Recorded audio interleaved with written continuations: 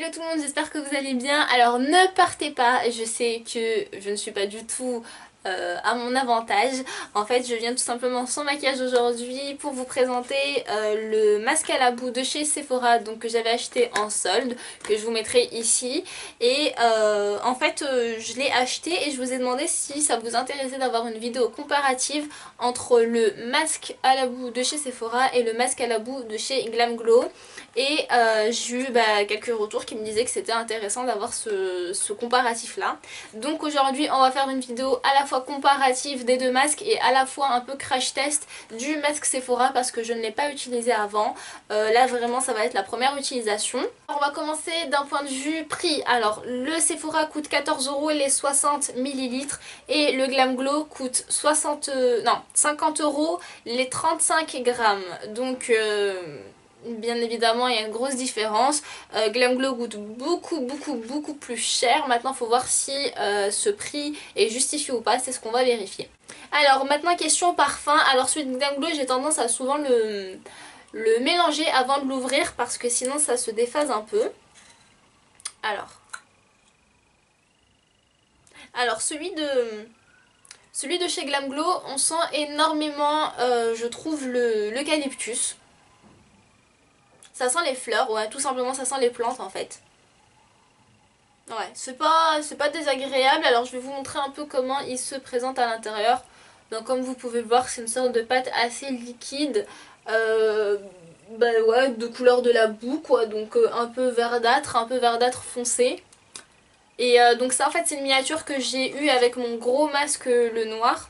Et donc elle fait quand même 15 grammes la miniature, donc c'est la moitié du full size. Alors le Sephora je l'ai jamais ouvert, je vais l'ouvrir avec vous. Donc le Sephora vous avez un petit opercule comme ceci, donc waouh, ça c'est sympa. Alors question parfum, ça sent un peu les fruits d'eau. Je trouve c'est assez frais en fait, on dirait que c'est gorgé d'eau. Ouais, ça sent un peu le naturel aussi, donc c'est pas non plus très désagréable. Donc voilà comment ça se présente, vous avez un petit liquide là qui se balade. Mais voilà comment il se présente. Il a l'air un peu plus consistant que celui de chez Glam Glow. Donc on va voir ce que ça donne. Par contre le petit opercule c'est un plus pour moi, donc je pense que d'un point de vue... Alors d'un point de vue texture je ne sais pas, mais d'un point de vue packaging je pense que celui de Sephora est un peu mieux. Bon après il est beaucoup plus gros ça c'est sûr, mais c'est pas la même contenance. Alors on va passer à l'application. On va commencer par celui de Glam Glow. Alors celui de Glam Glow sera sur ma droite, donc je sais pas si ça sera aussi votre droite, mais de ce côté-ci, et celui de Sephora de ce côté-ci. On va tout de suite commencer, donc je mélange un peu celui de Glam Glow. Alors moi je prends à la main, honnêtement je me prends pas la tête, je prends à la main. Alors j'espère que je vais pas en mettre partout sur mon voile. Alors j'en prends sur mon doigt. Et je vais venir en mettre sur à peu près tout mon visage. Donc on va faire déjà la ligne centrale si je peux dire. Voilà. Alors j'en mets une assez grosse quantité, hein, faut pas avoir peur d'en mettre. Alors j'en mets énormément sur mon nez parce que c'est quand même fait pour purifier, hein, c'est un genre de masque fait pour purifier. D'ailleurs si vous voulez aller voir toutes les coques que j'ai, ça aussi c'est une coque que j'aime beaucoup. Si vous voulez aller voir toutes les coques que j'ai fait une vidéo sur toutes mes coques que je vous mettrai aussi en barre d'infos et en annotation. Alors il sèche assez vite, hein, j'ai l'impression. Donc il faut voir que je me booste un peu au lieu de parler. Celui de Glam Glow picote un peu. Donc si vous avez une peau sensible, je sais pas trop si c'est conseillé. Moi j'ai une peau sensible mais je suis tellement habituée à me faire des masques qui picotent que ça me fait plus rien. Et voilà, honnêtement je vais pas arrêter de me faire des masques parce que ça picote. Ça m'a jamais brûlé, ça picote, mais quand vous enlevez vous avez aucune réaction allergique. Donc au final il n'y a pas de souci. Hop hop hop. Je vais essayer de faire une couche assez uniforme quand même. Bon écoutez, j'ai pas fait sur les bords comme j'ai mon habitude de faire, mais ça ira quand même je pense. Donc là je vais laisser sécher et je vais faire l'autre partie de mon visage. Alors maintenant je vais utiliser celui de Sephora. Donc j'enlève le petit opercule. Alors le petit opercule je pense qu'il va vite me saouler, mais bon c'est pas grave. Ah alors c'est pas du tout la même texture. Bizarrement, ouais non ça fait très bout en fait je trouve. C'est très gélatineux celui de Sephora. On va commencer. Ouais, l'odeur est assez fraîche quand même, hein. Ça fait vraiment une sorte de parfum un peu, un parfum d'intérieur que vous pourriez mettre je trouve.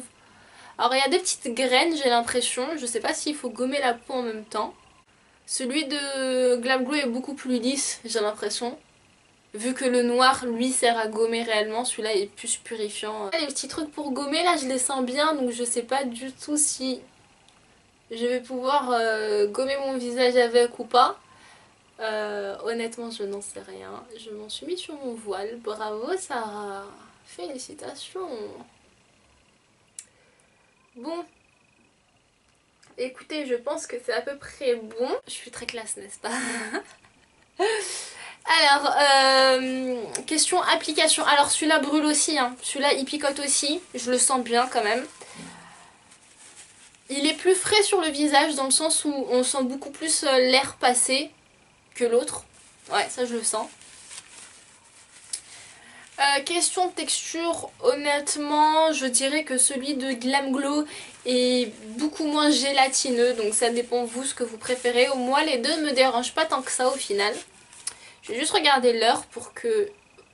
Voilà, donc là il est 13h47 exactement.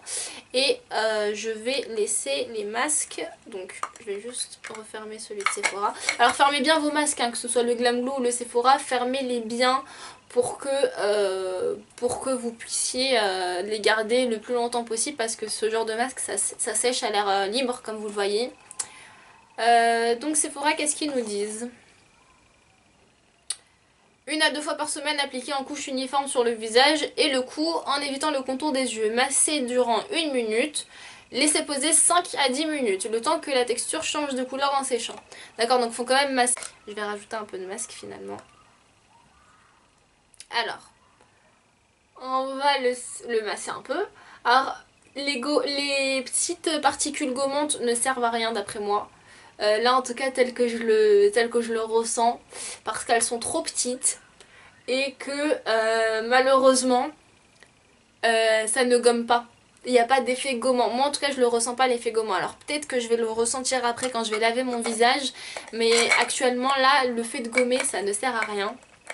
Alors par contre ça picote énormément, hein. Celui de chez Sephora il picote vraiment là beaucoup plus que le Glam Glow, hein. Et donc on va attendre que ça sèche. Je reviens d'ici 5 minutes je pense pour vous montrer un peu l'état de ma peau.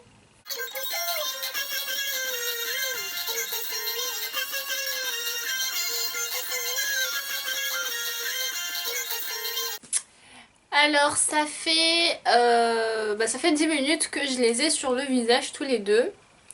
Donc comme vous pouvez le voir celui de Glam Glow est pratiquement tout sec et celui de Sephora sèche un peu moins vite. En même temps il est beaucoup plus épais, ce qui fait que la couche que vous mettrez est beaucoup plus épaisse aussi je trouve. Alors je vais juste vous faire un petit zoom pour vous montrer un peu comment ça sèche. Alors voilà, là vous allez bien le voir. Tout ça ce sont des pores, donc ça absorbe le sébum des pores et là c'est vraiment impressionnant de voir ça.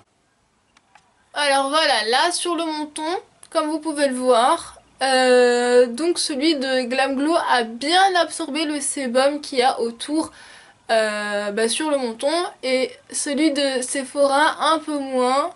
Alors là c'est sec, hein, et comme vous pouvez le voir, il n'a pas du tout absorbé. Alors le nez c'est un peu plus critique. Alors celui de Glam Glow a très bien absorbé comme vous pouvez le voir, il y a des gros points. Alors celui de Sephora aussi à vrai dire, il y a pas mal de gros points aussi. Alors je trouve qu'en moyenne celui de Glam Glow a plus absorbé, vous pouvez le voir. Alors, sur le front, je trouve que celui de Glam Glow a un peu plus absorbé comme vous pouvez le voir.